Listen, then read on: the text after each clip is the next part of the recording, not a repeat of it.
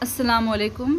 برج course مضمون اردو 32واں دن جماعت پنجم، آئیے سیکھتے ہیں صلاحیت تصورات، حصہ قواعد، اسم عام و اسم خاص۔ آؤ معلوم کریں۔ سرپرست حضرات اساتذہ یہ جاننے کی کوشش کرتے ہیں کہ طلبہ اسم عام اور اسم خاص سے واقفیت رکھتے ہیں یا نہیں۔ مزید یہ کہ اس سے متعلق معلومات دیتے ہیں۔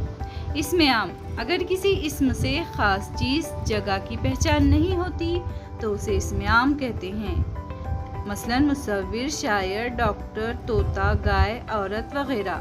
اسم خاص: اگر کسی خاص اسم سے خاص جگہ چیز کی پہچان ہوتی ہو تو اسے اسم خاص کہتے ہیں، مثلا تاج محل، کوہ نور، امجد، زینت، گنگا، ہمالیہ وغیرہ۔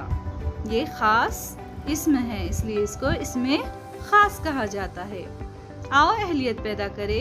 سرپرست اساتذہ کی رہنمائی میں طلبہ گروپ میں کھیل کھیل میں اسم عام اور اسم خاص والے الفاظ کہتے ہیں۔